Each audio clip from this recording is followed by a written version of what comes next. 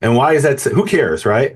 Well, the reason that I care is because when you light these Hanukkah lamps, you say a blessing. Baruch atah Adonai Eloheinu melech haolam. Blessed art thou, Lord, King of the universe. Asher kidshanu b'mitzvotav, who commanded us with, who sanctified us with his commandments. Lahadlik ner shel Chanukah, to light the lamp of Hanukkah. But he didn't command us that. Not only did he not command us to do it, it commemorates a miracle that didn't happen. What is Hanukkah about? And I've got like a whole bunch of teachings on nehemiaswall.com about different aspects of this and different parts of it. But I thought I would try to drill down and actually learn things while preparing this. So I learn new things all the time. I'm going to start with the standard story I was told growing up, that there was a miracle of 8 days of oil. And let's back up. So the Seleucid Greeks, Seleucids were these people who ruled over Israel, and they decided they want everyone in their empire to have the same religion. And they have this one little group of people at the edge of their empire who won't follow their gods, won't worship Zeus. And they're like, wait, if there's ever a rebellion, we can't trust these people. They don't worship the same as us. They're different. And so they tried to force the Jews to worship the Greek religion. And they offered sacrifices, and specifically, famously, a pig on the altar in Jerusalem and in other altars in other places, and tried to get the Jews to eat from it. And the Jews revolted. And it was this tiny little province of the Seleucid Empire against what was at the time one of the great superpowers in the world. And the Jews defeated the Greeks, liberated Jerusalem, went into the temple, and the menorah, which were commanded to light every morning and every afternoon or evening, was there, according to the standard story I was told, but they couldn't find oil that was ritually clean. And so except for one vial. And it's interesting. I was always taught it was a cruse of oil, cruse. And if you look up the word cruse, it's an archaic English word for a small earthenware pot containing water or oil. But the only time you'll see the word cruse used in modern English is that I'm aware of. And when you Google it, is what you find is in the context of the Hanukkah story. So I'm just going to say a vial of oil. They found a vial of oil, and that vial of oil, which was for one day, lasted for 8 days. So let me read you what it says. This is in the Babylonian Talmud, Sabbath 21b. And Nehemia, I just want to confirm. This is the story you were told growing up, right? This is the story I was told growing up. Okay. And we're going to ask the question, is this a true story? If it is, it's amazing. And if it's not true, that's amazing as well. And maybe there's another story that's true. Well, spoiler alert, it's not true. Well, the beginning part's true. They defeated the Greeks. But the thing about the oil, that doesn't appear in the earliest sources. So this is in the Babylonian Talmud. It says, why Hanukkah? And the context here is they're talking about when you light the Hanukkah lamps, you light 8 lamps. Do you start with 8 and go down to 1, each day diminishing by 1? Or do you start with 1 and increase to 8, each day adding 1? And then at the end, they're like, okay, well, why do you even do Hanukkah lamps? Shouldn't that be obvious? But it wasn't to these rabbis. And they quote a source. And the source is something called the Scroll of Fasting. And there's 2 parts here. There's the Scroll of Fasting and the commentary on the Scroll of Fasting. I'm going to paste this in here because Nelson doesn't have the full source here. I just finished translating it. So it says, why Hanukkah? For our rabbis taught, and now it's quoting the Scroll of Fasting. So the Scroll of Fasting was written in the Second Temple period, and it was a list of days in which, if you're a Pharisee, you're not supposed to fast or mourn. And it was all kinds of days you've never heard of. Like there was a day called Nicanor Day, on the 13th of Adar. And what was Nicanor Day? It was the day they defeated the Greek general Nicanor, so don't fast or mourn on that day. And there was a whole bunch of different holidays. So the Scroll of Fasting is from the Second Temple period, but then the commentary is later. So that's interesting. So the Scroll of Fasting says on the 25th of Kislev is the 9th Hebrew month, the days of Hanukkah are 8, that one should not mourn on them and not fast on them. So that is from the Second Temple period. Then what's called the Scholion, which is the commentary, says when the Greeks entered the sanctuary, they made all the oil in the sanctuary unclean. And when the Hasmonean kingdom, that's what we call the Maccabees, overcame and defeated them, they searched but did not find but one cruse of oil, or I say here vial of oil, that was placed with the signet of the high priest. And it did not have in it oil except to light 1 day. A miracle happened, and they lit from it 8 days. The following year, they established them as holidays with praise and thanksgiving. And that's interesting, the phrase with praise and thanksgiving. We're going to see that repeated in pretty much all the sources. That's like one of the things we know for sure is accurate. Um, okay, so this is the story I was told. It was a miracle, and there's two versions of the miracle in rabbinical Judaism. One is that they lit the oil on the 25th of Kislev on the first day, and it lasted for 8 days. That's actually not what it says in the Talmud. What it says in the Talmud is there was enough that they lit from it for 8 days. So they took 1/8 of a day of oil, I mean, what you would normally use for 1 day. And by the way, cruse of oil, so I have a little prop here. Linnell got this. This is not a Hanukkah. This is a menorah. So this is 7 branches, but it's the same principle. Let me remove my blur background. So we have these little vials of oil, and a cruse, I suppose, would be this made of pottery, right? So today people light candles, but originally they didn't actually have candles in the menorah in the temple or in the Chanukiah. They had little oil lamps. Um, okay, so so we've got this story of so the two versions are was it they took 1/8 of this, right? So if this is how much oil you need for 1 day, they took 1/8 of that amount and it lasted the whole day, and then they did that for 8 days. So that's an 8 day miracle. Whereas the other version is that it was a 7 day miracle. The first day wasn't a miracle; it's just normal, right? Um, but the Talmud actually has the version where it says all 8 days were a miracle. Okay, so why 8 days? Just from the rabbinical story itself, why 8 days? Well, Numbers 19 tells you, well, there's two things in Numbers 19 we have to look at. One is that if you're ritually unclean from the dead, and what does that mean? So they fought a war, and there were dead bodies. And if you're in the tent, which would then be later after tents, it would be in the same room as a dead body. Some people would say the same house. But if you're in the same space as a dead body, then you become ritually unclean. And the only way to purify yourself is a 7 day ritual of purification. That's actually mentioned in the New Testament where Paul does this. He goes through a 7 day ritual of purification based on Numbers 19. And, well, okay, then why 8 days? Because then on the 8th day, you have to, once you're ritually unclean, you can actually manufacture the oil.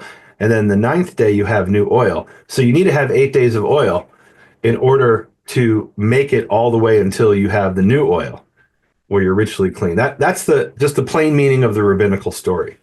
Okay, so and then look at Numbers 19 verses 14 to 15. It says, "This is the commandment of a man when he dies in a tent, or a person when he dies in a tent. Anyone who enters the tent." And look, this is an opportunity to learn commandments that are kind of obscure that we don't normally look at, right? Anyone who enters the tent and anyone who is in the tent, he will be unclean for 7 days. And it says, and any open vessel which doesn't have a string upon it, it is unclean. In other words, they would take like a leather covering and then they would tie it with a string. And then if that was in the tent, it couldn't become ritually unclean, the contents of that vessel, right? So what the rabbinical story is telling us is that, yes, there was a lot of oil in the temple. But if it may have even had a string on it, but we don't know when that string was placed because it doesn't have the signet of the high priest. That's the significance of that, right? So the rabbis are intimately familiar with all these details, and then some of the details they're kind of making up as well, right? So the signet of the high priest doesn't say it has to have that in Numbers 19, but their point is, well, how do we know some Greek didn't make that and he was ritually unclean? And who knows if that's even olive oil? I guess you could smell if it's olive oil. But anyway, so they wanted to have the signet of the high priest on it to know that it hadn't become ritually unclean. And they only found one vial of oil that had this signet of the high priest. All right, so that's the rabbinical story. And that appears in the Talmud. Let's look at First Maccabees 4:36 to 59. And the significance of First Maccabees is it was written around the time of the events. Paul, that's a good question. You Yeah. should answer Paul that. answers Yes. asks the question here. They could have just lit the menorah next week as expected. Why the rush in the story? So the way they tell the story is they wanted to light it immediately. They don't want to waste a single day. We'll see that that's actually not what happened. That they chose a specific day to reestablish the lighting of the menorah and the bringing of the sacrifices, and it was the anniversary on which the temple had been desecrated by the Greeks. Right. So you're right. Linnell asked a really good question yesterday on Shabbat when we were going over this story. And what was do you remember what your question was, Linnell? I was looking for it. It had to do with, well, if they were ritually unclean, Yeah, who lit the menorah? what happened when and how could they open the Right. So the, the the moment you cruse of break the oil? seal and take the string off and you touch the vial, if you're ritually unclean in the rabbinical way of thinking, that is, right? Because they have this idea that and there are forms of this in the Torah. You could debate whether it applies here. That ritual uncleanliness from the dead is contagious, right? Do you remember when we used to play tag when we were kids? I don't know if you played that. You'd hold on to the base, then someone would hold on to you, and someone would hold on to you, and it would transmit. It was electricity, right? So rabbinical thought is that even if you let go, if you've once touched it, now it transmits almost, well, not perpetually, but up to a certain number of stages. So you're right. I never thought about that. I don't know what the rabbinical answer is on that, right? So when the whoever breaks the seal and then pours it in, and then he's making it unclean, isn't he? Because they're ritually unclean. Tell the Right. story about the wine and the wedding, because I think that brings this home. You mean the Passover Seder with my friend Ferenc? Yes. Okay, so Yes. my friend Ferenc in Israel, he lived in Israel for many years, and he's not Jewish, but he had a Jewish girlfriend who wasn't religious, but her parents were ultra Orthodox. So they do something very unusual. They invite him for the Passover Seder, which is not normally what an ultra. I'll give them credit. An ultra Orthodox family normally would not have anything to do with their Jewish daughter's non-Jewish boyfriend, but they invited him. Very nice. So on Passover, you have the four glasses of wine. That's the traditional rabbinic Passover Seder. And he passes one of the bottles. And one of the people says, we can't drink from that now. Because and here, by the way, it's the same principle. If the bottle is sealed, then there's no issue. But once the seal is broken and it's unopened, it's opened, the seal, in this case, it's a cork. Then if a Gentile touches the bottle of wine becomes unkosher, right? So it's a very strange thing that nobody exactly knows what the origin is of, right? Or when it even begins. It's not entirely clear. We know the reason. The reason is that the rabbis didn't want Jews and non-Jews to drink wine together because then they might get friendly, and I mean in a intimate way. Um, that's literally the reason that rabbis say. But where exactly this began isn't entirely clear.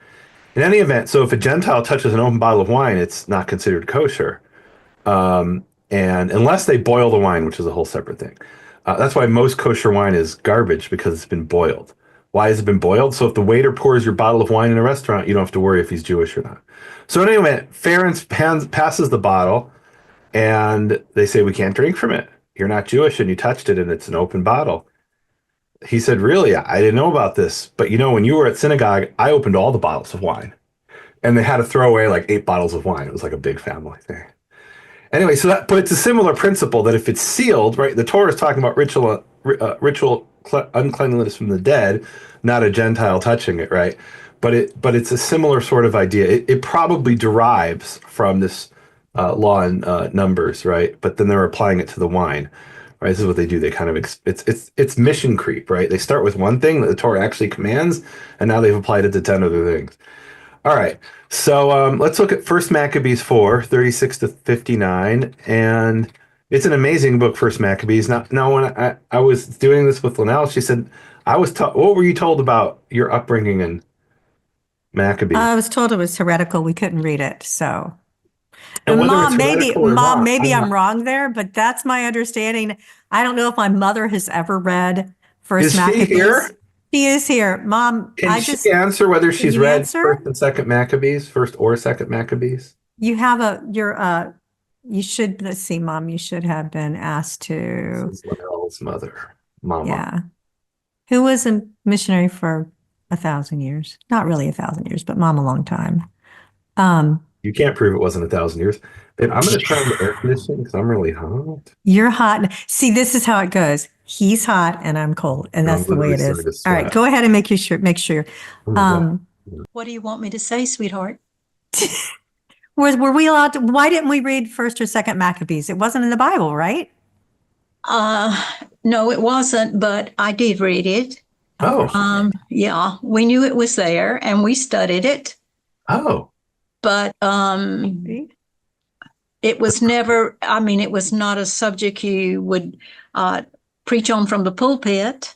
It was not things that we would teach in Sunday school class, but we knew it was there, just like there were other books, so said, that were not in the Bible either. Hmm. But in Bible college, your dad would have had to have studied those things. Oh, there you go. So, Well, yeah, so I'm not quoting it as scripture. right. I am Historical. saying it's an historical source, and it was written much closer to the events than the Talmud.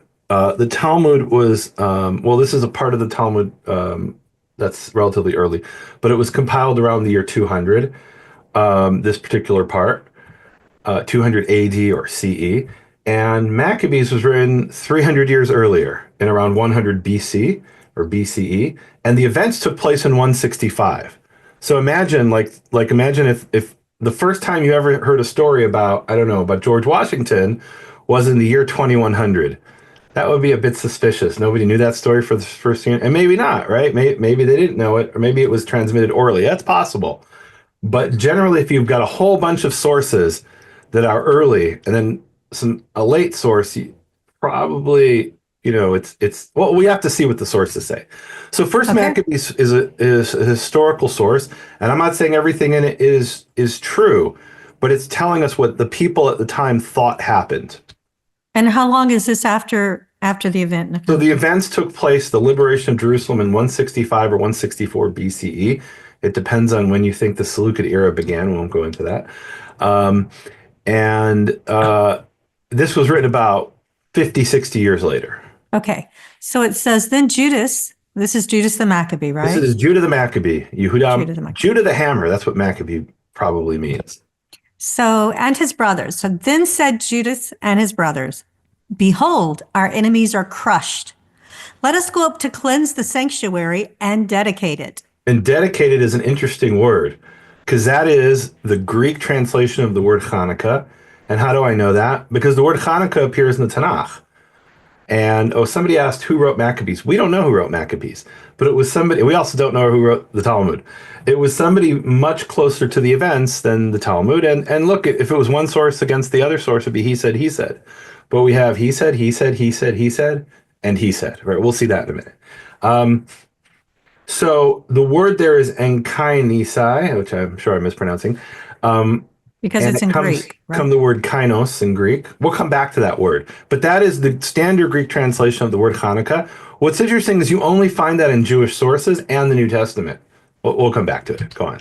Okay. So all the army assembled and they went up to Mount Zion.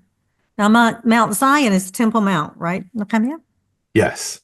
And they saw the sanctuary desolate, the altar profaned, and the gates burned.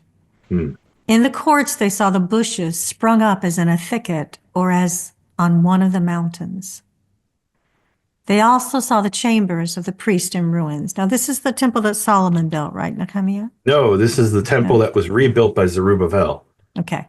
This isn't Solomon's temple was destroyed by the Babylonians in 586 BCE, and then it was rebuilt under Zerubbabel and other people involved in the book of Ezra and Nehemiah. Then this was Around the year 516 BCE. Okay, so I was asking. When they rent their clothes and mourned with great lamentation and sprinkled themselves with ashes, they fell down to the ground and they sounded the signal on the trumpets and they cried out to heaven. Then Judas detailed men to fight It's against interesting. The first reaction isn't to celebrate, it's to mourn because the temple's been desecrated. Right? The way we're told the story, what whoever asked earlier, I think it was Paul, that what was the hurry to light the menorah? And you're right. Their first thing wasn't to light the menorah, it was to mourn. This is a horrible thing that the temple's been desecrated by idolatry and unclean animals and dead bodies. That's actually the ultimate ritual uncleanness is a dead body, which anyway, let's go ahead. They fell face down on the ground and sounded the signal on the trumpets and cried out to heaven. Then Judas detailed men to fight against those in the citadel until he cleansed the sanctuary. Let's continue. We can talk about that different. I have a teaching about the citadel. Okay, so but explain what that. No, there's some where. All right. There's a lot I want to get to, so let's. He chose the blameless priest devoted to the law, and they cleansed the sanctuary, removed the defiled stones to an unclean place. And the stones were defiled because they'd sacrificed to an idol on the altar built by Zerubbabel. They deliberated what to do about the altar of burnt offering, which had been profaned. And they thought it best to tear it down, lest it bring reproach upon them, for the Gentiles had defiled it. So they tore down the altar and stored the stones in a convenient place on the temple hill until there should come a prophet to tell what to do with them. They took unhewn stones, as the law directs, and built a new altar. And that's in Exodus 20:25. It tells you how to build an altar. So they built an altar like the former one, and they also rebuilt the sanctuary, the interior of the temple, and consecrated the courts. So how are they lighting the menorah if the temple has been desecrated and they've got to redo everything? And we'll see in a second, they even had to do the menorah. They made new holy vessels. What was that? What kind of holy vessels? The lampstand, the altar of incense, the temple, and into the temple. So they're bringing new holy vessels. It says they're new, right? Right. So they're bringing new holy vessels into the temple. And they burned incense on the altar and lighted the lamps of the lampstand and gave these light in the temple. Nehemia, what are these made out of? The lampstand. So they're made out of gold. So the three things that are in the temple made out of gold, apparently the Greeks melted down or stole because they were made of gold, right? So you've got the table and the menorah, the candelabrum, that is, and you have the altar of incense, right? Not to be confused with the altar made of stone. The altar of incense is portable. You can pick it up. It has poles on it, and you can take it back to Syria or wherever, or Babylonia. So those three vessels made of gold, they had to remake, and so there wasn't even a menorah that they could light. They had to make a menorah. But we've been asked to believe that they sacked the temple and left the golden menorah sitting there. Right. Okay. They placed the bread on the table and hung up the curtains. Thus, they finished all the work they had undertaken. Early in the morning on the 25th day of the 9th month, which is the month of Kislev, in the 148th year, they rose and offered sacrifice as the law directs on the new altar of burnt offering, which they had built, at the very season and on the very day that the Gentiles had profaned it. It was dedicated with songs, with harps and lutes and cymbals. And all the people fell on their faces and worshiped and blessed heaven, who had prospered them. So they celebrated the dedication of the altar for 8 days and offered burnt offerings with gladness. They offered a sacrifice of deliverance and praise, and they decorated the front of the temple with golden crowns. So remember that deliverance and praise? Mm-hmm. That's actually praise and thanksgiving. And that's exactly what it said in the rabbinical source. That's really interesting. Like in the rabbinical source, there's this echo of the original historical events. You're defeating the Greeks and you're having praise and thanksgiving, right? So it's not completely made up, the rabbinical source. Like that's a very specific detail, praise and thanksgiving. And in rabbinical thought, praise is a specific prayer from the Psalms. It's this block of Psalms that you recite, right? So it's actually kind of a technical term. And they have that detail. So that's really interesting. Let's skip ahead now to Second Maccabees. So this is written by a completely different author. First Maccabees was written in Greek. Second Maccabees was actually written in Hebrew, but then translated into Greek. It was actually a summarized version. It was a 5-volume book in Hebrew that we're told that in the introduction that a Greek summary was translated. So let's read Second Maccabees 10. Okay. 1 through 8. Now, Maccabeus, that's Judah and his followers, the Lord leading them on, recovered the temple and the city. They tore down the altars that had been built in the public square by the foreigners and also destroyed the sacred precincts. And I'm sorry, I missed this. When was this written again, Nehemia? So this is also around the same time as First Maccabees, right? Okay. Give or take 100 BCE. They purified the sanctuary and made another altar of sacrifice, and then striking fire out of flint. And that's interesting why they say that. I have a whole study about that, but let's move on because they offered sacrifices after a lapse of 2 years, and they offered incense and lighted lamps and set out the bread of the presence. So it mentions the lamps in both First Maccabees and Second Maccabees, written by two different authors. Because you could say, oh, well, it just didn't mention all the details. And yes, there was a miracle of 8 days of oil with the lamp, but it didn't mention the detail about the lamp. No, both of them mention the lamp. That was the this is it. This is the opportunity. You lit the lamp and there was a miracle? No, read it again.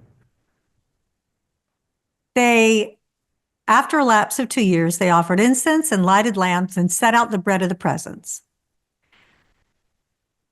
So when they nothing to do with the miracle. Imagine this. Just imagine this for a minute. Imagine, and this will be maybe more relevant for our New Testament believing audience.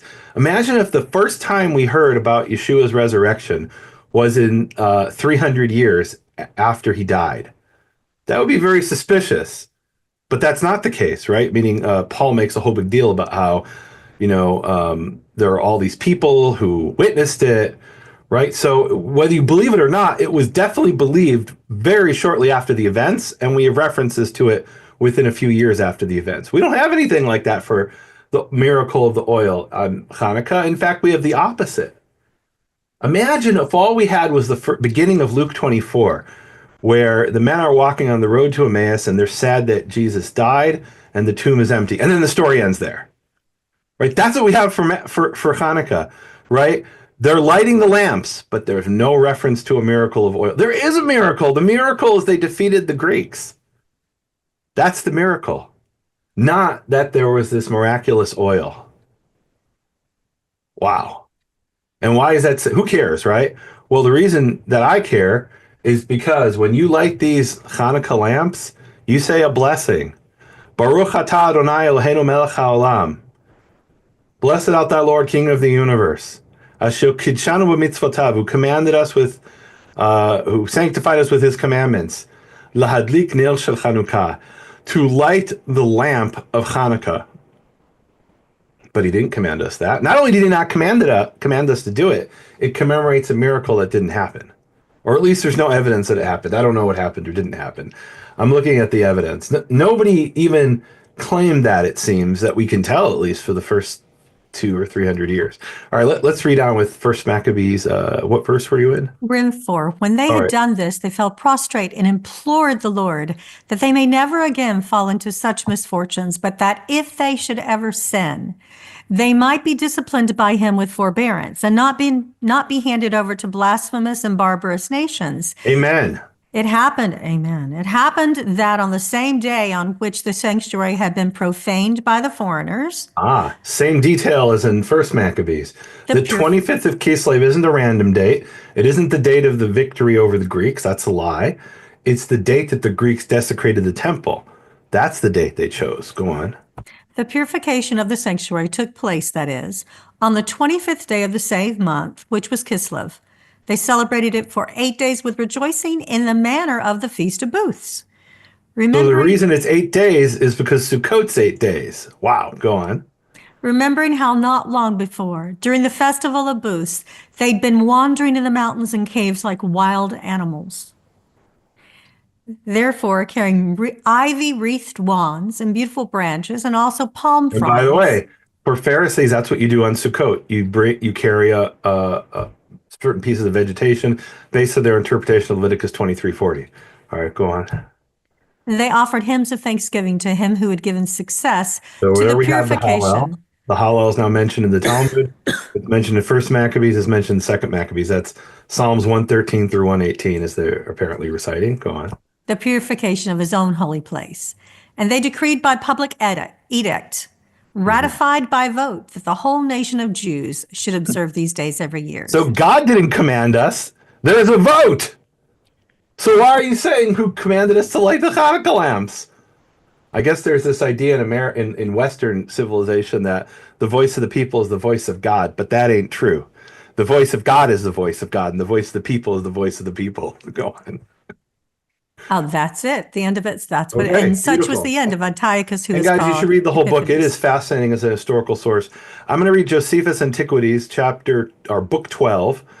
This was written around the year 90. Josephus was a Jewish general who was captured by the Romans, and then when he was taken back to Rome, he writes a history of the Jews, and really what he writes two books, two main books. One is called War of the Jews, which is funny because we didn't call it the Jewish War, we called it the Roman War.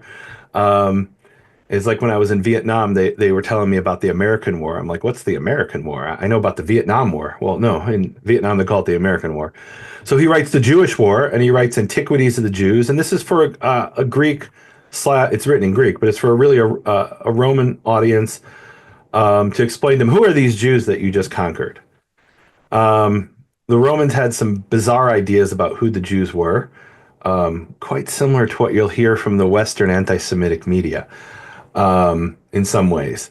So he's like, okay, here's who the Jews really are.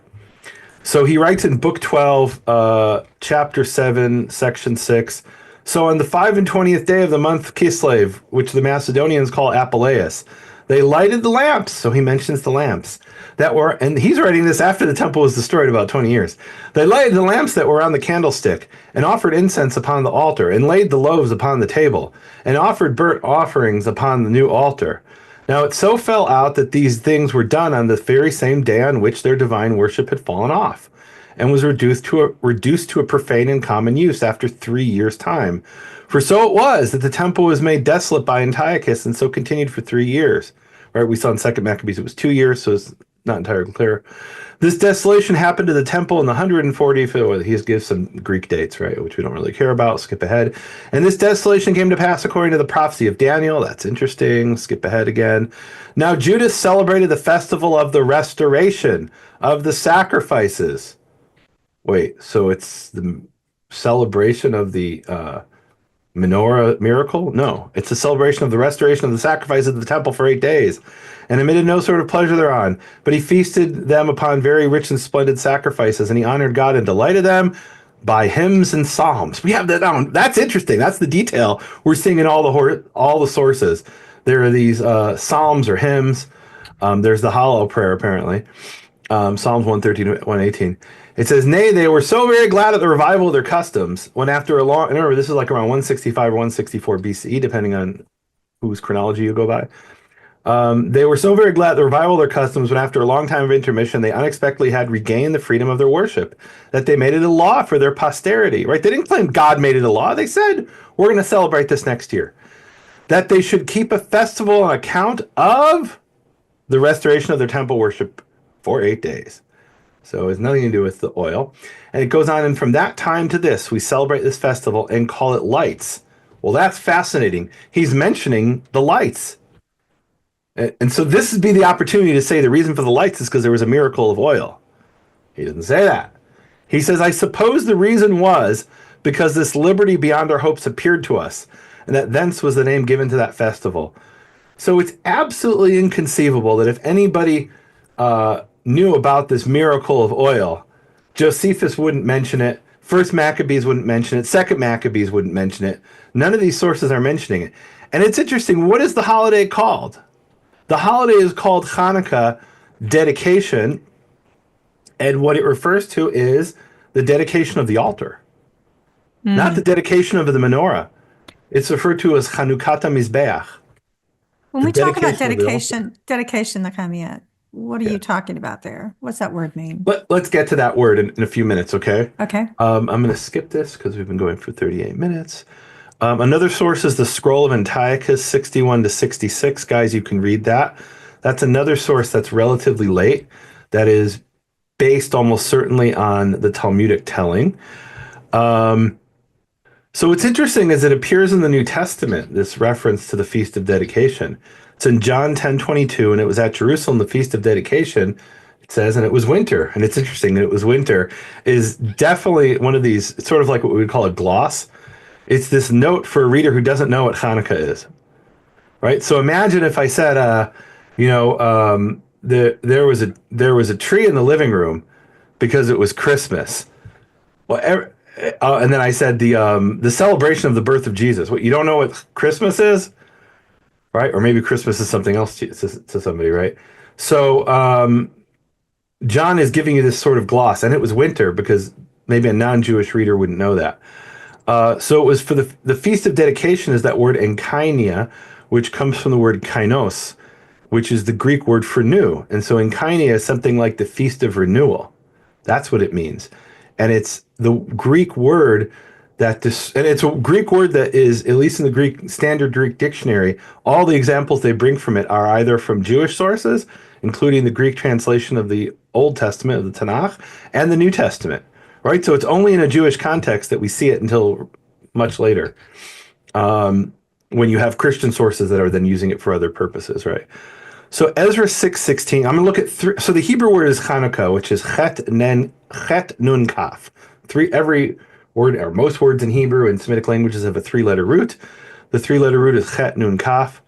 And we'll see it in Ezra 6:16. And the children of Israel, the priests and the Levites, the rest of the children of the captivity, kept the dedication of this house with joy. And the house in Hebrew, or this house of God, is Beit Allah. It's actually in Aramaic. So it's Chanukah Beit Allah, the dedication of the house of God, that is of the temple. And that's the word Hanukkah. And in Greek, that's translated enkainia. And then Nehemia 12:27, it talks about the dedication of the walls of Jerusalem. That's Chanukat Chomat Yerushalayim. So we have the holiday Chanukat Mizbeach in much later times. We have the Hanukkah of the house of God, the Hanukkah of the walls of Jerusalem. And that's the Greek word enkainios, right? So it's the same Greek concept and Hebrew concept. Daniel 3:2 is an interesting Hanukkah. It's not one you would expect. I was a bit surprised when I saw this. Then Nebuchadnezzar the king sent to gather together all these different groups of people to come to the dedication of the image which Nebuchadnezzar the king had set up. And that's the Hanukkah of the idol that Nebuchadnezzar the king set up. So Hanukkah could be to an idol. Doesn't have to be something proper and biblical. And the standard Greek translation is a different word, but there's a translation that's attributed to Theodotion, and who was this Jew who translated the Tanakh into Greek. And his translation of Daniel has survived. And he translates the same word, enkainia, which is both what John used, the Gospel of John, and and the Septuagint uses that usually for Hanukkah. So Numbers 7:10, here I'm going to ask you to read this, Linnell. This is really interesting. It starts in verse 10 of number 7 and it ends in verse 84. And it's this passage which is extremely repetitive.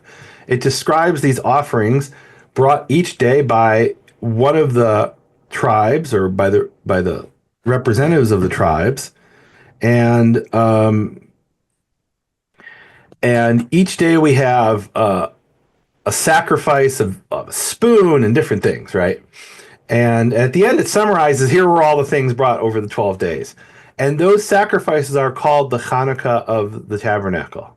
So read number 7, verse 10, and then we'll talk about that, and then we'll jump to verse 84. The chieftains also brought the dedication offering for the altar upon its being anointed.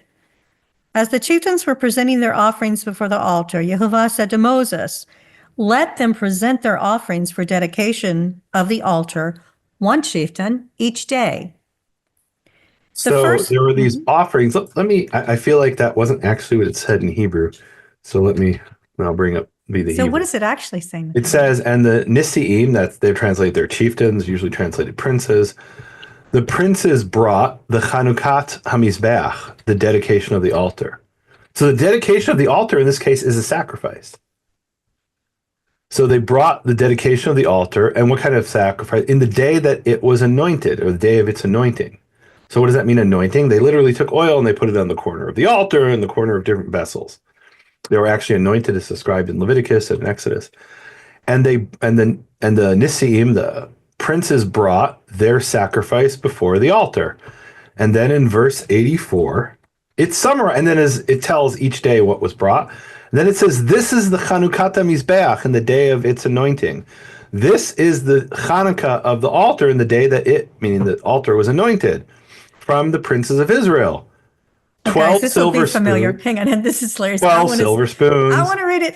Oh, yeah, okay. No, you go ahead. No, 12 you go silver ahead. bowls, 12 silver basins, 12 gold ladles, 12 silver bowls, Right. 100. So it's 12 things because it's one of each, and each one of those 12 things is listed. It's interesting in a lot of the manuscripts, they'll put a vowel on every single word, but they'll skip the vowels for some of these things because we don't need the same vowels 12 times. They haven't changed. I mean, we skipped over that very repetitive part.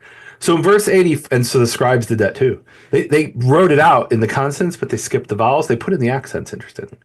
All right, so number 784. This is the Hanukkah of the altar. And what's the Hanukkah? These offerings. An offering is the way you express a Hanukkah. What is the Hanukkah of the altar in Maccabees? First Maccabees, second Maccabees, Josephus, and even the Talmud. The Hanukkah of the altar isn't lighting the cruse of oil. It's the Hallel, the praise. It's the praise of Psalms 113 through 118. Isn't that interesting? Right? That detail isn't a trivial detail. It's a central detail. It's the praise and thanksgiving. That is the Hanukkah, the way you, along with celebration, other things, that's the way you express the Hanukkah, the dedication of the altar. The word dedication appears in two other contexts in the Tanakh. Well, three. We'll start with the easy one. Genesis 4:17. There's a man whose name is dedication. And what's that man? We know him in English as Enoch. Oh. Enoch is Chanoch, which is from the same root, and it means dedication. And again, the Greek word is something like renewal or inauguration. And that's exactly what it means in Hebrew. It's the inauguration. And Cain knew his wife, this is Genesis 4:17, and she conceived and she bore, and she gave birth to Chanoch, Enoch, dedication. And he built a city, that is, Cain built a city, and he called it the name like the name of his son, Chanoch, dedication. Why is he calling it dedication? Because he's dedicating the city. Apparently, that's why he's calling it. Right? This detail is sort of obvious in Hebrew, but in English, you're like, okay, why did he call it Chanoch, the city? Because the only one living in it was Chanoch? I don't know. Maybe, but no, it's because he's dedicating the city. Mm-hmm. And the other place we see this word, this root, is in Deuteronomy 20, verses 5 through 7, really in verse 5, but we'll get the context. Do you want to read that? Deuteronomy 20, sure. Verse 5. So Deuteronomy 20 is describing this ceremony when you go out for war. We're weeding out all the people. Remember, we see an example of this where Gideon starts out with 10,000 soldiers, and he says, God wants to do a really big miracle. We don't need 10,000. I need to whittle down to the base number of people, the smallest number of people. So let's get rid of all the people who we don't need. And he puts them through a test in that case. Here the test is, I'm giving you excuses to go home. And finally, at the end, it says, if you're afraid, just go home. Now, nobody wants to admit they're afraid. That's kind of a man thing. So instead, I've got a chicken I left in the oven. I built a house, but I didn't dedicate it. I got to go home, lest I die in war and somebody else dedicate it. Right? So they're giving them these excuses. So read Deuteronomy 20, 5 through 7. Then the officials shall address the troops as follows. Is there anyone who has built a new house but has not dedicated it? And that's the word Hanukkah, Chanacho, right? So what does it really mean there? He built the house, but there was some sort of ceremony where they would dedicate it, just like they dedicated the walls of Jerusalem, right? They'd probably recite some kind of praise and thanksgiving. Right, just like what we see in all the sources that talk about Hanukkah are talking about this praise and thanksgiving. That's the common feature of Hanukkah. You're praising and thanksgiving to God. And look, the word there is anekainis in Greek, which is a related word. It means to inaugurate, right? So he writes the same word as in the Gospel of John for Hanukkah, and in every other place, pretty much, where we're seeing. This idea of Hanukkah. It's interesting in modern. I just realized this. In modern Hebrew, we have a very unique custom. When you get a new dress in English, I say, "Oh, nice dress," right? Or I don't know. What do women say when you have a nice dress and bought a new thing or a new purse or something? What do they say? Our new car. Nice dress. Right, nice car. So in Hebrew, we say titchadesh, or in the feminine titchadshi, right, which means may be renewed for you, right? And that really is a modern way of expressing may you have a good Hanukkah. May you Hanukkah that dress. May you have an opportunity to wear it and use it, right? So here it's saying you built the house and you didn't Move in. dedicate it. So read it again now. Okay. So it 25. says, is there anyone who has built a new house but is not dedicated? Let him go to his home, lest he die in battle and another dedicate it. All right, and then it brings two other examples. If you betroth the woman and you didn't marry her, or if you planted a vineyard and didn't get to eat, to glean it, to harvest it, and eat of it, right? So these are excuses, right? But the point is, you built the house and you never dedicated it. So they would have some kind of a dedication where they would praise God. Thank you, Yehovah. Now I get to live in this house. So that's pretty cool. So that's where Chanoch appears. And then there's another example of the word Hanukkah, of the root for Hanukkah, which is Proverbs 22:6. Want to read that one? Mhm. Oh, this one says, train a lad in the way he should go, and he will not swerve from it in his old age. Mm-hmm. And the word for train there is Chanoch, inaugurate him, dedicate him, right? And it does mean train, right? It's what you do at the beginning of a house. You praise God for the house and you go and you dwell in it. And a child, you educate them, you train them. And by the way, this is now the modern Hebrew word for educate, right? The ministry of education in Israel is called Misrad HaChinuch, the ministry of Hanukkah, right? Basically, of doing Hanukkah, right? But in Proverbs, it does mean to teach and to train, but it literally is dedicate the child according to his way, and when he is old, he will not turn from it, right? If you start out and don't train him, he's not going to know those lessons for later in life. But if you train him properly, hopefully he'll continue to follow that. So that's what Hanukkah is. That's the meaning of dedication in Hebrew, in ancient Hebrew, right? And the Greek is the same word, and it's interesting. Let me show this thing here. It's really interesting. I looked this up in Little Scott Jones, which is like the main dictionary of ancient Greek. And let me show you what it has here. Am I sharing my screen? Yes, I think I am. You are now. So here's a screenshot. So it's Feast of Renovation or Consecration and Kainia. And what's the context? Theodosian's translation of Daniel 3:2. The Septuagint's translation of Ezra, they call it 2 Ezra in Greek, 6:16. Especially that established by Judas Maccabeus at the consecration of the temple. And then the Gospel of John, 10:22. Right? And then there's the verb form. The verb form is Septuagint Isaiah 16:11, right? And various other words. The Epistle of the Hebrews, right? So these are only the Tanakh, and the New Testament is the only place we find this until the 4th century, right? Here's a 4th century source that uses the word, but there might be other sources that use it, but the Greek dictionary doesn't bring them because the way this is used in ancient Greek is it's a Jewish word. And it has a Jewish context referring to the Feast of Hanukkah, right? And when you read Hebrews 9:18 and 10:20, you have to read it in the context of Hanukkah, of the dedication of the altar, of the dedication of the tabernacle, right? That's the context you have to read because it's sort of this like almost technical term, right? It's this term that everybody know. Like yeah, I mean, it's well, next week we'll talk about Christmas, right? And yeah, so I'm going to say that for next week. But so Hanukkah is this technical term that has come to mean, and especially the Greek translation, like they said there in the Greek dictionary, especially the feast established by Judah the Maccabee, right? And it does mean the Hanukkah of the statue of Nebuchadnezzar originally, right? But it then came to mean the dedication of the altar, this holiday. So where did we get the miracle of the oil? And the answer to that historians give is, well, the temple was destroyed. Why would you continue to celebrate the dedication of an altar that the Romans have now destroyed? So there was a shift in the meaning of the holiday after the temple was destroyed. And they came up with the story of the oil. And remember, we started out in the Talmud and it says, why Hanukkah? because it wasn't obvious. They were doing this for centuries, and they gave it a new meaning. So what was the original meaning of because the oil lamps predates the miracle. The miracle was invented after the temple was destroyed. But during temple times, we saw Josephus calls it Festival of Lights. And he gives a reason for the lights. And the lights are this sudden liberty appeared to us. And he doesn't really know. He says, I suppose this is the meaning. He has no idea why they're lighting lights.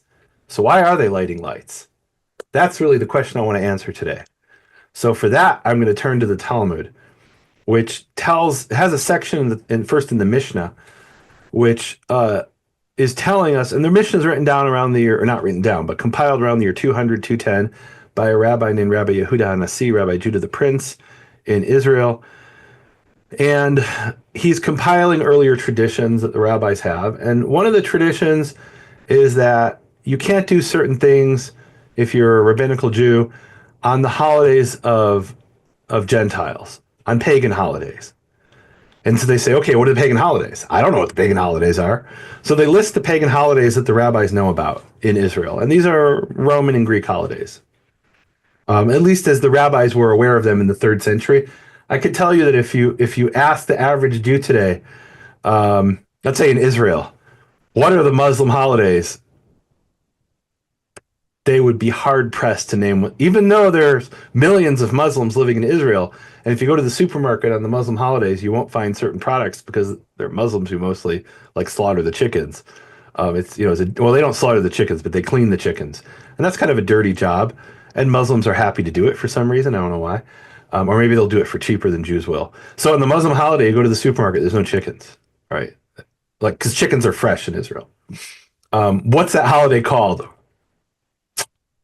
The average Israeli has no idea, right? They just know there's some Muslim holiday where the Muslims don't show up to work. They're doing something at home for 3 days. So this is what the rabbis know about the holidays, okay, of the Roman holidays. So it says in the Talmud, or it's in the Mishnah. Sorry, let's start in the Mishnah. Avodah Zarah, which means idolatry, chapter 1, section 3. These are the feasts of the nations, and it's interesting. The word for feast is Ed. Aleph Yud Daled, which interestingly in Islam is the name for feast, right? They have Eid al-Fitr. That linguistically is not a coincidence. So it mentions a bunch of holidays. Calenda and Saturnalia are the first two, or Saturna they call it. So then the Talmud is a commentary in the Mishnah. It says, well, okay, what were those holidays? What are those holidays?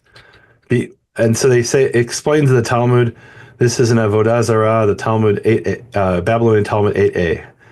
Calenda is 8 days before the winter solstice, and Saturnalia is 8 days after the winter solstice.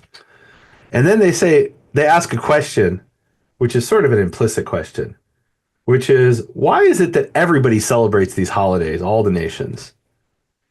Right? They find it strange that you go to all the different pagan nations and they all have something. They may not call it Saturnalia, but they all have something similar to Saturnalia.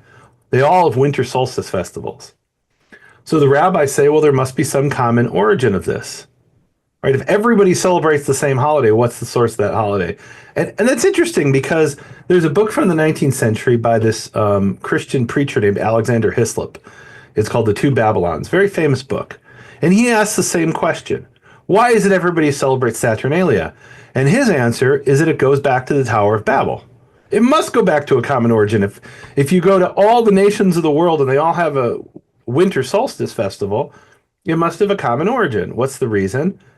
It must be because the Tower of Babel, that's the last time we were all united. The rabbis ask the same question but give a different answer. And their answer is that it was invented by Adam, the first Adam. They call him Adam HaRishon, the first Adam.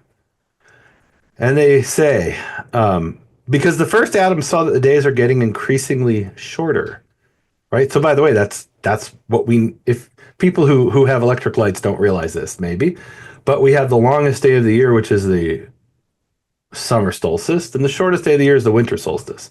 And why is that?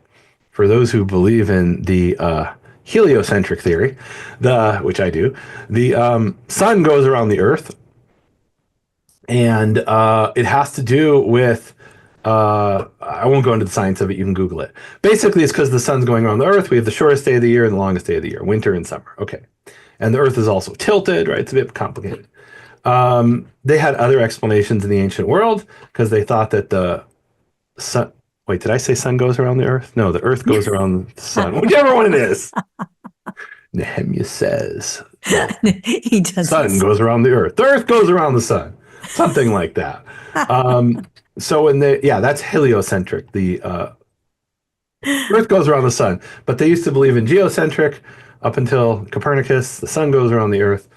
It's your heliocentric art. Someone says, bless your heliocentric art. Fair enough. So the first Adam saw that the days are getting increasingly shorter. He said, Oi, Lee. Oi. It literally says in the Hebrew here, Oi. Woe is me. Perhaps because I sinned, the world is getting darker. Because of me and returning to tohu vavohu, chaos, void and without form. And this is the death that was levied upon me from heaven, right? God said, if I eat of the fruit, I'll die. Well, what is that death? So according to the rabbis, that Adam thought that death was the days are getting shorter and shorter until there'll be no daytime. You'll be like at the North Pole or Antarctica, where there's the sun never rises, right? And I'll freeze to death. That's what Adam's thought. Now, did this really happen? No. This is the rabbis trying to explain why in both Babylon and the Roman Empire, both in the Persian Empire and the Roman Empire, they have something like a winter solstice, right? That was the world they knew pretty much, right? Those two places. But that's the entire known world has a winter solstice. It must go back to Adam. So Adam thought, I'm being punished by God and the day is getting shorter and shorter. He fasted, meaning Adam fasted and prayed for 8 days. When Adam saw that the winter solstice passed and the days got increasingly longer, he said, oh, this is the way of the world. In other words, this is nature. It's not obvious to the first person who observed the days getting shorter. This is a very profound observation. It wouldn't be obvious to Adam that this is a natural event. He might think God's punishing me. That's why the days are getting shorter, right? Did Adam actually think that? I have no idea, but you could see how he might. It's like the dog sees you feeding him every day and he thinks you're the best hunter in the world, right? He doesn't know that you go to the supermarket, right? So Adam sees the days getting shorter. Oh, this is about me, right? It's kind of like Penguin Shark back there. What does Penguin Shark always say? He says, me, me, me, me, me, me, me, me, me. So Adam says, oh, it's about me. I did something. That's why the days are getting shorter instead of, I'm being punished. Or instead of like, this is just nature. This is the way of the world, Adam says. And he went and made an 8-day celebration for the coming year. Right? So Adam invented Saturnalia. That's why Adam celebrated for 8 days. But then Adam's descendants got it, messed it up. That's what the rabbis are saying. They say Adam made them, the 8 days of Saturnalia, a holiday for the sake of heaven. But the nations established them for idolatry. So now, is this really what happened? No, the rabbis are projecting or they're coming up with a theory of why all the nations of the world have a winter solstice, right? This may or may not have happened. I have no idea. I'd have to ask Adam. But they're noticing today everybody has a Saturnalia festival, has some kind of winter solstice festival, and it's pagan. Now, let's go to Hanukkah here. Is Hanukkah pagan? I'm not saying Hanukkah is pagan. Hanukkah was originally thanksgiving and praise for the dedication of the altar, for the liberation of Jerusalem, and it wasn't pagan inherently. But why did they choose that day? Because it was the second or third anniversary on which the Greeks desecrated the temple. And why did the Greeks desecrate the temple on that day? I don't know. I'd have to ask the Greeks. But it is interesting. It's the 25th day of the lunar month. It's hard to believe that that's not a winter solstice festival. It's hard to believe that.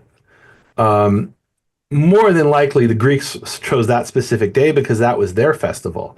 And the Jews chose that. They didn't know why the Greeks did it on that day. They didn't care. They knew, what day are we going to celebrate the liberation of the temple? On the anniversary of the desecration. That's a beautiful time to do it. Even though we might have conquered it a week before, or 2 weeks before, or 3 weeks before, we still got to remake the vessels and figure out what to do with the stones of the altar, which have been desecrated. All that takes time. We're going to rededicate it on the 25th day of the 9th month, which is the third anniversary of the desecration. And it just happens to be Christmas this year. It's not always that day, guys. Now, well, that's because the Greeks had a very similar calendar to the Jews. The Seleucid Greeks did, a lunisolar calendar, and the Romans originally did too as well, right? The Romans until 44 BCE had this pretty much the same calendar as the Jews, not with the beginning of the year, but as far as a lunar solar element. And then Julius Caesar was the one who changed it to a solar calendar. What had happened is every year the Romans would decide, or every few years they would decide at the moment, oh, we need a leap month. And then they had built up many, many years without adding a leap month. And Julius Caesar said, this is ridiculous. If we have to decide in the Senate when to have a leap month, this isn't going to work. Let's have a fixed system. And so he established in 44 BCE the solar calendar. But up until then, both the Greeks and the Romans and also the Jews had a lunar solar calendar. There was different details of how to begin the year, right? That was what Julius Caesar's problem was, that they would do it just based on an arbitrary decision of the Senate. Now, is Hanukkah pagan? I'm not saying Hanukkah's pagan. You know, I had this guy I encountered in the late 90s. I was on this forum, and this guy told everyone in the forum he was this older man who had a lot of knowledge, and I was just learning. I did think I knew everything, but I was just learning. That's the Dunning-Kruger effect. I was up at the top of Mount Stupid. Look it up, Dunning-Kruger effect. And he told us how in 1968 he had studied at Hebrew University under these great scholars. I believe he said he studied under Flusser, if I'm not mistaken. And it's been a while. Or maybe it was Chaim Rabin, I think. No, it was Chaim Rabin he said he studied under, who's this great linguist. And he said the professor read to us a source showing that Hanukkah was pagan. And he even quoted it in Hebrew. What is Hanukkah? Almost exactly what we just saw. And the rabbis explained to me, Pnei HaChabiru, because of the Zoroastrian priests. That's the Magi, right? But in Hebrew, it's Chabiru. I said, wow, the rabbis are admitting that it started out as a pagan festival. I got to see this for myself. Where is that? Oh, I don't remember. The professor told me in 1968. It's 1998 or whatever year it was. It's 30 years ago. I don't remember. It's somewhere in the Talmud. Okay. Hopefully I'll find it one day. Well, now I have a flash drive with 100,000 Hebrew books on it, rabbinical books. And when I search for that phrase, I don't find it anywhere. So if that source exists, I'm not aware of where it is. Maybe somebody can find it and show it to me. But did he make it up? Maybe he just misremembered after 30 years. I can't show you explicit evidence that Hanukkah is pagan. It's definitely suspicious that it's on the 25th day of a lunar month. And it was a day that wasn't just significant to the Jews. It was a day that was apparently significant to the Seleucid Greeks, because it was the day they chose to desecrate the temple. And it was their dedication. They dedicated the temple to Zeus. That's when they offered the sacrifices to Zeus in the temple in Jerusalem. So is Hanukkah pagan? I don't know if it's pagan. Here's what I can say definitively. If you say the blessing, Baruch atah Adonai Eloheinu melech haolam, asher kitshanu b'mitzvotav, lehadlik neo shel Chanukah, thank you, God, blessing God for commanding us to light the Hanukkah lamp. That's not pagan, but it's adding to the Torah. Deuteronomy 4:2 says, don't add and don't take away. Deuteronomy 13:1, or in some versions 12:32, says, don't add and don't take away. Proverbs 30, verse 6 says, don't add to his word lest he reprove you and you be found a liar. He didn't command us to light the Hanukkah lamps. You want to light Hanukkah lamps and dedicate them to Yehovah, to praise and thanks of Yehovah? That's between you and Yehovah. But to thank God for lighting the Hanukkah lamp, that is violation of the Torah. So if it's not for that, that's the short version. What is it for, and what does it have to do with the name of Yehovah, Nehemia? Okay, so I've done teachings on this actually in the Talmud. This is reiterated. We also find it in other manuscripts of the Scroll of Fasting. The Greeks originally had originally had a law. So what the Greeks were trying to do, I wrote on Facebook that this is the DEI of its time, and people were offended. They said, are you saying DEI is a good thing? No, DEI is an abomination. DEI is diversity, equity, and inclusion. But it's really Orwellian. In other words, Orwell, George Orwell wrote this book, 1984, and other books, in which in his 1984 universe, there was a Ministry of Truth, which was responsible for telling lies. And diversity, equity, inclusion is the opposite of what it really is, right? So the Greeks said like this: we have this empire, And there's a lot of different people in the empire, and we have to be united. Everyone needs to be included, right? Otherwise, we have division, right? So we have to have diversity, but also inclusion. How do we do that? If you, as Jews, worship your God with your with who has his own name, and you say your God is different from our God, then you're not being inclusive, and you're being divisive, which is the opposite of inclusion. So everybody's got to worship the same God. And if you can come and worship Zeus, and everybody can agree, you can call him Yehovah. We don't have a problem with that. Just admit that Yehovah is Zeus. And the Samaritans heard this. They said, we don't say the name of Yehovah anyway, right? They refer to in 2nd Maccabees, I believe it is, it talks about how the Samaritans wrote a letter to the Greeks, and they said, well, we have a temple dedicated to the anonymous God, meaning we don't say his name. If you want to call him Zeus, we're not going to call him Zeus. If you call him sure. You want to call him Zeus, that's fine. In fact, you can call him Zeus of strangers, which was a pun in Hebrew, because they worshipped at Mount Gerizim, and the first 2 letters of Gerizim are Ger, which means stranger. So it was a play on words. And then Zarim can also mean strangers. So Gar, Razim, Ger, Zarim. Okay, it doesn't actually mean that, but sure, we can make a play on words in Hebrew. And if you want to call him the Zeus of strangers, you go right ahead.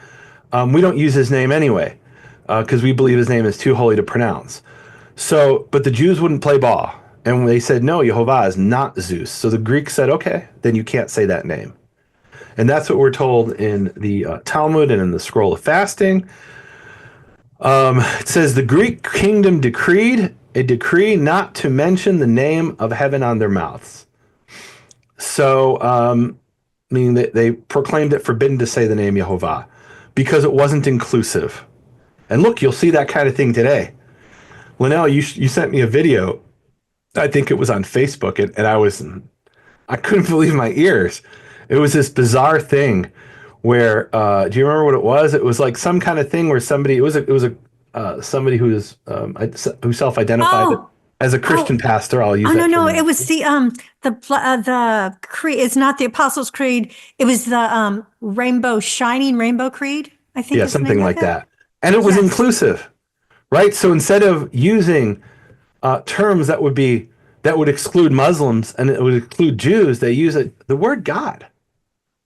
And instead of using word terminology that will exclude women or people who don't have a gender, didn't that person say something like the non-gendered God or some weird thing like that? I don't even know. Sparkle Creed, that's it, Jeff. Sparkle Creed.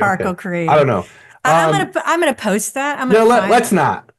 So funny. Guys, you can Google it. But the point is that's inclusion, right? It's forced inclusion. But that doesn't represent, in my God, in the Tanakh, God is referred to as male. And sometimes there's an allegory where he's female, right? He's giving birth to us like a woman in birth pangs, right? Does God have a male anatomy? No, nobody believes that. That's stupid. Well, I mean, maybe the Greeks believe that, right? But the point is that in an attempt to be inclusive, they're excluding people who actually believe in the God of Scripture. And that's what the Greeks were doing. They were saying, you can believe whatever you want as long as you agree that we all believe the same thing ultimately. And that was a core idea in Greek philosophy. That ultimately, there's many nations, but ultimately those are just different aspects of the same God. Right? It's something you see in Hinduism. Right? They say there's 33 million gods, but really they're different expressions and aspects of a single God. And that's what the Greeks believed, right? There's many gods, but really there's one ultimate God. And the Jews have a God, and the Greeks have a God, and the Zoroastrians have a God, and ultimately there's just one God. And the problem becomes when you say, no, my God is the only God that I believe in and worship, and is the only true God. Okay, now you're not being inclusive. Now you're going to get persecuted. And this started with persecution.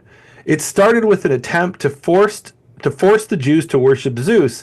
Mm-hmm. And part of that was don't speak the name of Yehovah. And in a sense, what Hanukkah was really about, I did a series called Stand Against the Ban as part of the Open Door series in 2011, I believe it was. And where that came from is this passage in the scroll, in the commentary on the scroll of fasting, which was that the Greeks forbade using the name. So how is Judas Maccabee tied into this? So Judas's father's name was Matityahu, or Matthew, and he was a priest in a little town at the in the edge of the mountainous region of Israel, and what's called the hill country, the Shephelah. It's between the mountains and the coastal plain, in a town called Modi'in. And they came to Modi'in and they set up an altar and they demanded that everybody eat from a sacrifice to their pagan god, a pig. And he was the local Kohen. He was a priest. So they said, okay, if you do it, everybody will do it too. So they brought him up to the altar and he slaughtered the Greek priest. And he broke out into a rebellion. And they were originally literally living in caves. They Right? It fought. says they were living like wild animals. That's literally the case. They were literally living in caves. The Tanakh actually mentions those caves.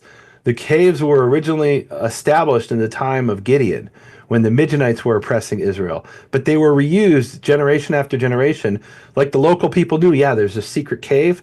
It's not an animal cave. We use it, right? It takes generations to really expand these things. There are some massive caves like at Maresha where you can like fit a whole city underneath. So some of these caves were thousands of years old. They used those caves and the Greeks couldn't find them, right? They were an open rebellion and the Greek soldiers would pass by and they would attack the soldiers. And the Greeks didn't know where they were coming from. They were coming out of the holes in the ground, the Jews. And eventually the Jews did something very surprising. They defeated the Greeks. That's amazing. And That's that amazing. was the miracle. That was the miracle. They liberated the temple and they offered praise and thanksgiving. And that's when they dedicated the temple, and that's what Hanukkah's about. What Hanukkah is really about is standing against this DEI, this diversity, equity, and inclusion. It's not really inclusion. It's excluding anybody who doesn't toe the party line. If you say that you have the only God and that my God isn't real, then you're not being inclusive and you need to be stamped out. That's what the Greeks were attempting to do. And that's what Hanukkah is about, standing against that forced homogenization of, well, we're all the same, we all worship the same God. And if everybody confesses that it's the same God, you can have your own local customs. And so you see this in the Roman and Greek world, right? They would have a local deity that was also named Zeus, right? And you'll see Greek and Roman authors say this, that the Sidonians or the Tyrians, they worship Melkart, who is the Zeus of Tyre, right? And you were forced to say that or they'd kill you. And the Jews refused to say it. Now, here's the rub. Here's the controversy. There were Jews who agreed to say that. And they were the ones. See, it wasn't the Greeks' idea to do this. This is what we talk about in Judaism, but outside Judaism, I don't hear anybody talking about this. And you see this in 1st and 2nd Maccabees. It wasn't the Greeks' idea to stamp out Judaism. It was the idea of Jews. These Jews went to the Greeks. They were called the Hellenizers. In Hebrew, they're called the Mityavnim, the people who want to make everything Greek. Why did they want to do that, Nehemia? Because they established a gymnasium in Jerusalem, and it was called a gymnasium, gymnasion. Be careful. That's the Greek word. And what you did in the gym is you didn't lift weights. You might have done that too. What you did is you wrestled naked, as they say in the South. And the Jews were embarrassed because they would go to wrestle naked, and they didn't look like their Greek neighbors. So they went and they said, we should stop circumcising our sons. Oh, no, you're not allowed to do that. So they went to the Greeks and they said, we want to be like you. But those crazy guys over there, those fundamentalists, those fundies, they believe this scroll that's in their temple and they won't let us be like you. We need you to come in and force them to force inclusion so that we can be like you, right? It's under the principle, misery loves company, right? So it wasn't the Greeks' idea. It was the idea of Hellenizing Jews who brought in the Greeks. And later it was the same thing with the Romans. It was a similar thing with the Romans, at least, right? Hadrian had his own ideas, right? But as far as the Romans coming in the first place, it was a Jewish faction who said, we can't it was a civil war. We can't defeat our Jewish neighbors. Let's have the Romans help us. Once they come, they don't leave. I had another thing that was incredibly enlightening to me. Nehemia, what there are factions, there are different, just like there are denominations in Mhm. Christianity, there are different types of Jewish, and I don't know what the proper word for there. But what type of Jew was Judas Maccabee? Well, that's really interesting. We don't know explicitly what type of Jew he was. We know his descendants were Sadducees. And the And Sadducees were similar to, Sadducees were a type of Karaite. I say, let's say, Gwenny is a penguin, but not all penguins are Gwenny, right? So Sadducees were Karaites, but not all Karaites are Sadducees. For example, most Karaites today believe in resurrection of the dead. The Sadducees famously didn't. Whether the early Sadducees did or not is somewhat controversial. Later ones certainly didn't. So we hear about this when there's this conflict. It's mentioned in the Talmud and in Josephus. There was a conflict between one of the descendants of the Maccabees, a Hasmonean high priest, and the Pharisees. And in the Talmud, there's a tractate that is a section in the Talmud called Instructions or Horayot. And the whole purpose, it says, instructions. So what's the purpose of the instructions? You give instructions to the high priest of how to perform the ceremony on Yom Kippur, and you make him take an oath that he'll do it the way you instruct him. And they say, why do we need to instruct the high priest? He doesn't want to do it right? And they say, because he's a Sadducee, right? Or he's suspected of being a Sadducee, right? Because traditionally the high priests were Sadducees. Eventually the Pharisees displaced them, right? But it was an inherited position. And so often the high priest was from a family that was a Sadducee and just continued in that way. Yeah. So Judah was probably a Sadducee.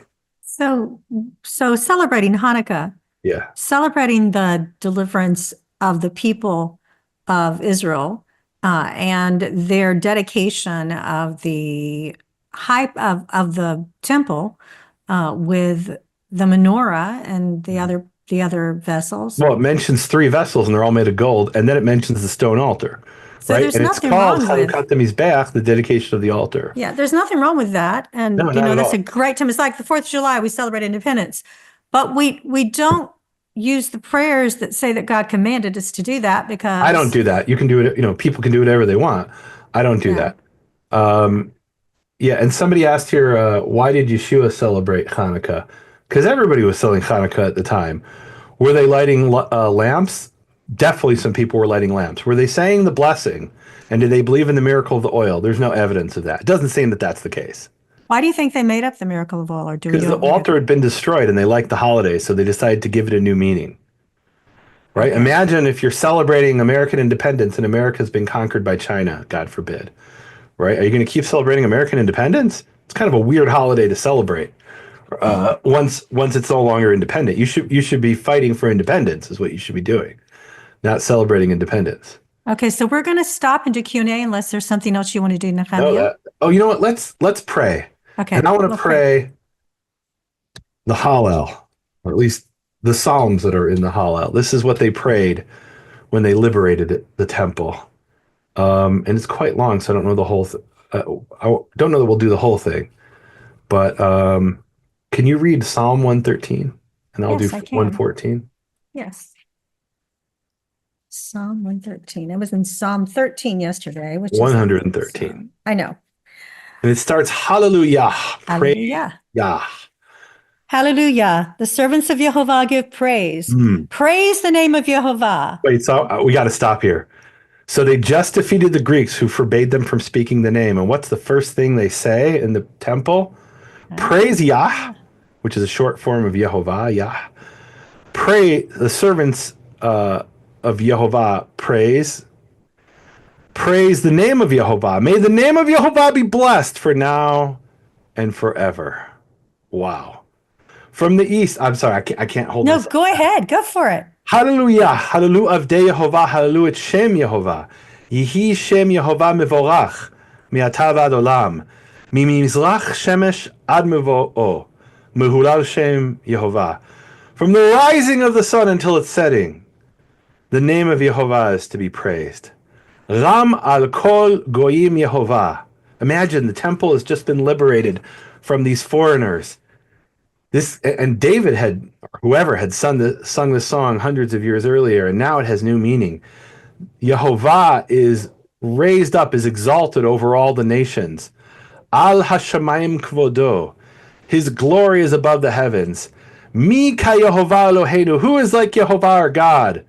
Well, the Hellenizers want to tell us Zeus is, but he ain't. Hamagbihi lashevet, who sits on high. Hamashpili lirot, who sees below. Bashamayim uva'aretz, both in the heaven and the earth. Mikimi me'afar dal, who raises me up out of the poor dust. And imagine you've crawled out of a cave.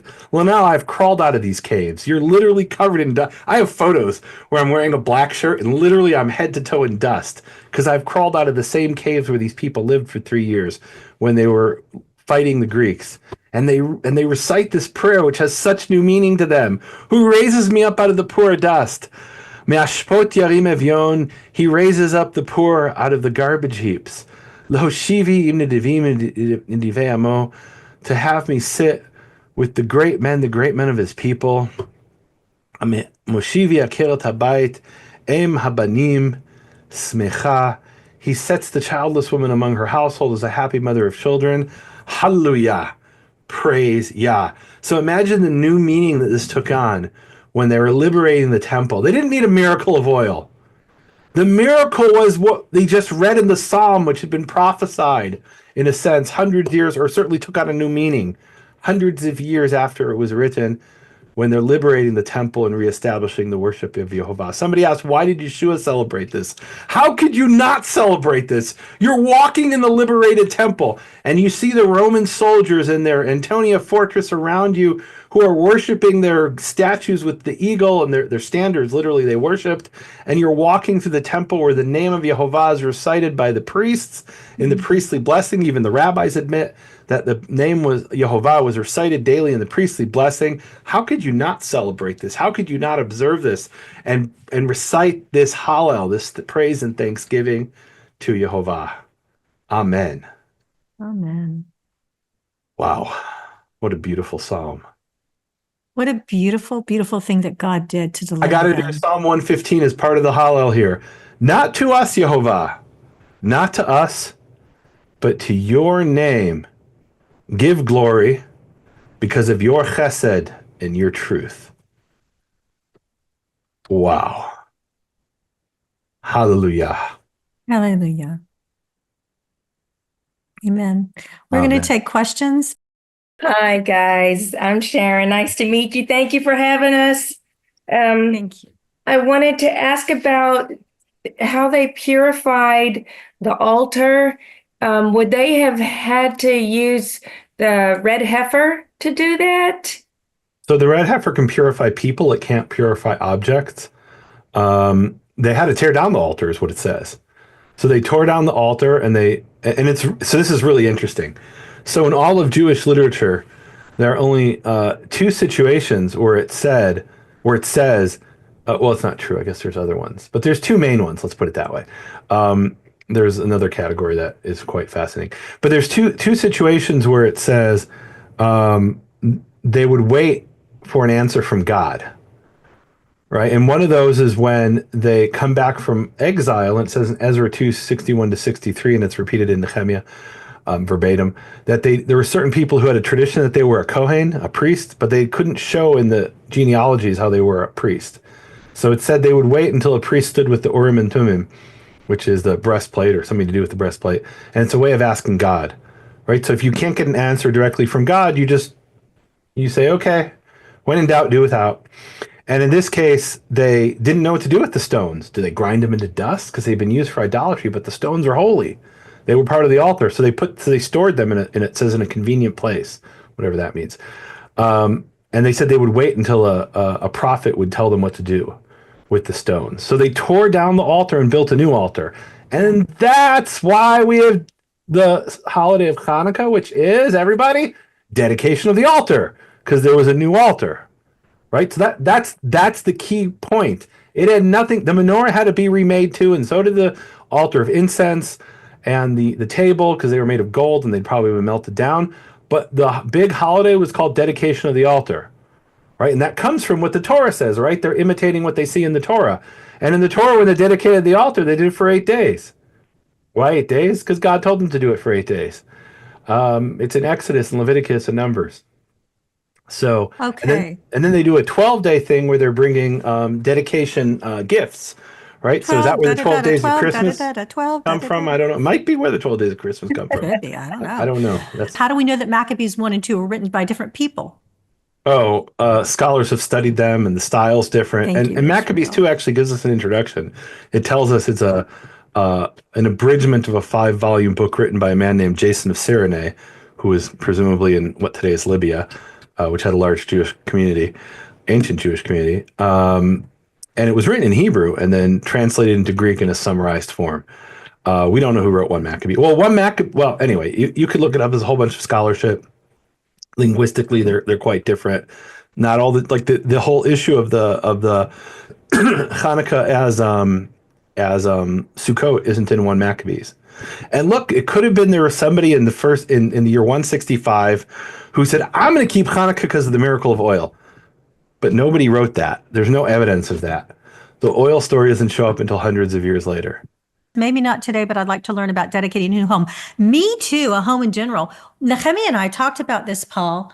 My dad, who was a minister, used to, whenever we went into a new place, he would pray over the house. And I said, Nehemia, what did you say about that? What do you think about praying over a house?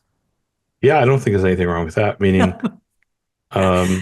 So dedicating here, and see, that's why I wanted to talk about dedicating. well, I mean, so this was the form of dedication was they brought offerings in the book of Numbers to the temple and sacrifices, and they praised Yehovah, right? Historically, this is one of the things you did, right? So if you were to recite psalms or pray in your own words over the house, I think that's a beautiful thing. Now, what Jews generally do to dedicate the house. Okay, this is tradition, right? This is the tradition that's done today. Is you have a rabbi come, or you do it yourself. The father of the family does it himself, and he takes a menorah, not a menorah. Sorry, he takes a mezuzah, which is a scroll that contains 4 passages from Deuteronomy inside a little container, and he nails the container to the wall. And if you ask them, well, why do you do that? Well, they'll point to some past, and we'll do a separate study on that someday. But basically, long story short, it's to keep demons out of the house. So I'm not a fan of doing that per se. If you want to have a mezuzah, which actually has the scroll and you can read it and see it, I think that's beautiful. I love that. But if you're doing it to keep demons out, that's not a good thing. So I'll just if you want to light a menorah or a Chanukiah, the Chanukiah is the 8 or 9 branch one. Again, I have nothing against that. As long as you understand not to do it, thanking God for commanding you to light the Hanukkah lamps. I years ago did a thing where I said, hey, let's light a menorah, a 7-branch one, and dedicate it to proclaiming the name of Yehovah. Now, do I do that every year? No, but it's a nice thing to do. And we do have a 7-branch menorah in our house because I have it right here. And but now it has oil instead of do the oil, that's olive oil, guys, and you can like buy it on Amazon, and it is not expensive. Like you can buy like 54 of them and they will last you like 2.5 hours pieces forever. Okay, I run into a lot of flat earth. I'd like to answer that question, Paul, and maybe we could do a historical study. Nehemia would have to do a historical study on that. There's just so much. It's the one about dedicating the house. I know we really didn't answer that. I answered that. But yeah. If a big event is a reason to celebrate, Deborah says, why isn't there a second temple festival? What do you mean? For the dedication of the second temple? Deborah, you want to talk? You're welcome. Is that what she means? If she means that, then Hanukkah is that. In 2nd Maccabees, it gives 3 different reasons for Hanukkah. And one of them is the dedication of the second temple in the time of Nehemia. That there was a miracle that happened, another miracle we don't have any other source for. And it's a miracle, it's not in the Tanakh, but they claim there was a miracle that this oil spontaneously lit when they offered sacrifice in the second temple. And that's why in 2nd Maccabees 10, it says striking fire out of flint, right? They're saying, look, there wasn't a miracle related to... That's actually a really significant point. They're telling us there's no miracle when they dedicate the altar in the time of Judah the Maccabee. Even though there was in the time of Nehemia, we didn't have a miracle. The miracle was the military victory. What is the relation to the name of Yehovah? We just talked about that. They weren't Right, allowed but- to say the name of Yehovah, remember? Right. So that's why. And the really important thing here isn't even about Hanukkah. It's that when Hadrian implemented his prohibition in the 130s or so AD or CE, he was the Roman emperor, and he also tried to stamp out Judaism. And he said like this, he said, yeah, the Seleucids, the Greeks, they tried to stamp out Judaism, but we're the Romans. We can do anything. And even what the Greeks couldn't do, we could do. And so he tried to do it again, and he also forbade speaking the name. And we live with that to this day because the rabbis eventually embraced it. So did the Greeks desecrate the temple on the winter solstice, or don't we know that information? We know they desecrated it on the 25th day of the 9th month. There you go. And in their version of the ninth month, right? Is that probably close to the solstice? I don't know if it is. It's definitely around the time of, obviously it's the time of the solstice, because this year, Hanukkah, which is the anniversary of the desecration, is, well, it's not the solstice, it's the same day as Christmas, right? Valerie, Christmas put is that in actually Q&A 3 days for after me, the if you will. solstice. Christmas is 3 days after the solstice, and Saturnalia was the 8 days following the solstice. So it's not necessarily directly on the solstice. Since Judah the Maccabee comes from the priestly line, does that apply to Deuteronomy 17, 8 through 12? And should we all commemorate Hanukkah, Nehemia?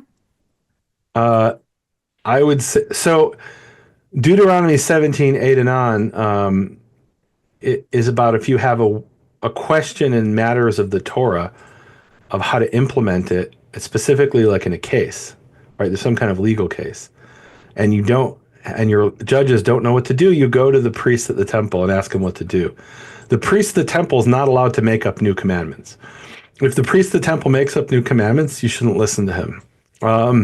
There were priests in the temple who made up new commandments, right? We have this, when you read the story of Josiah, it talks about how there are, the high priest is observing, serving in a temple where there's a pole of Asherah.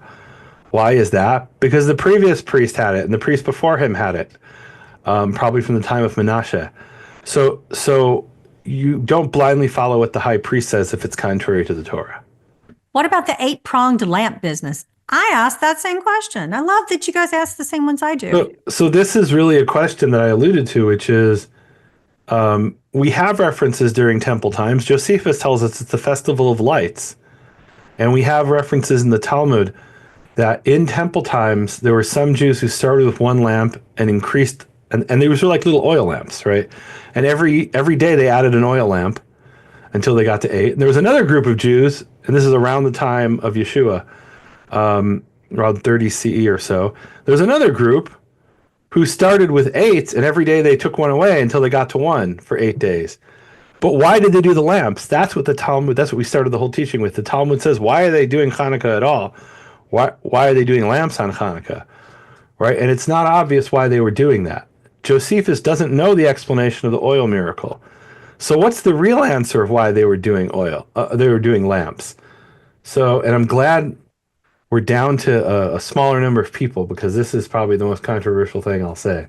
Uh-oh. So, I think I'll end with this. So we read the passage from the Talmud about Saturnalia, which the rabbis say originally Adam did this because he thought the world was ending. He thought the sky was falling, and when he saw the sky wasn't falling, he established an 8-day festival in the coming years. And he did it for the sake of heaven, but the nations do it for idolatry. That's what the Talmud says. And then I said that Alexander Hislop offered a different explanation in the Two Babylons book, that no, this goes back to Nimrod. Nimrod established it, or somebody in the time of Nimrod, right? Established the first solstice festival, right? So we're both trying, or the rabbis and Hislop are both trying to answer the question, why does everybody have a solstice festival? I don't know why everybody has a solstice festival, but I can tell you that one of the features of many solstice festivals is lighting fires. And what's the function of lighting the fires? Well, it's pretty obvious. So there's something that scholars call sympathetic magic. If, in the classic example is in voodoo, where you put a pin in a doll to hurt the person who the doll represents. Well, why would that work? Why would anybody think that works? Because that's how primitive people thought and some people still think. Well, I can give some examples. Look up why rhinoceroses are going extinct. And that's an example of sympathetic magic in the 21st century. Because there's people who they don't think it's magic. They think it's science, right? People who practice magic often think it's science, right? Still, people have sympathetic magic ways of thinking. And so the way people who think in sympathetic magic ways think is if the sun is dying, you light fires to help it out. And that's why almost every culture around the world, certainly in the old world, have solstice festivals. The days are objectively in the northern hemisphere getting shorter. And if you want to help out the sun, you light fires. That's what they do in many cultures of the ancient world. And that's probably where the candles. Now, I don't think the Jews would, thought the sun is dying, right? But you see the rabbis even retelling that story. And so they might not have even known why they're lighting the fires. Josephus didn't know why they were lighting the candles. There's one more question. Can you tell us why you personally do not observe Hanukkah? So I grew up with Hanukkah and it's the same reason I don't wear a kippah. If you want to wear a kippah, go ahead. Right? Some people say that's traditional Jewish dress. It's like, why in England, when they go to like a fancy event, they wear a bow tie or something, right? It's just a cultural thing. Okay, I have no problem if you want to do cultural things. Where I have a problem is where it's made into a commandment. And in my upbringing, you didn't light Hanukkah lamps as a cultural observant. You lit it as a fulfillment of a commandment, and you proclaimed that. You proclaimed, and people still proclaim, it's like not some obscure ancient thing. There are hundreds of thousands, if not millions of Jews, or probably millions, who are still saying, "Bless out thou Lord, King of the universe, who has sanctified us with his commandment, commanding us to light the Hanukkah lamps." And so for me, it's too closely associated with that addition to the Torah. And what it really is in that rabbinical formulation is a worship of rabbis. Because they know God didn't command them to light the Hanukkah lamps. It's not in the Tanakh. Where did God command us to light the Hanukkah lamps? He didn't. He commanded us to obey the rabbis, and by lighting the Hanukkah lamps, you're indirectly obeying the rabbis. Well, I don't believe God commanded us to obey the rabbis. So I have a bad taste in my mouth when it comes to lighting the Hanukkah lamp. Right? It's too closely associated for me with adding to the Torah and the requirement to light it. If you want to light it, that's totally fine. I don't look. It's like my friend Keith Johnson. For years, he wouldn't eat turkey bacon because it was too similar to bacon, right? Which was part of his culture, I guess. Right? I never had an issue with turkey bacon because bacon was never a thing to me, right? Like I never had pig bacon, so I never had that cultural association, right? So for me, the Hanukkah lamp is like pig bacon.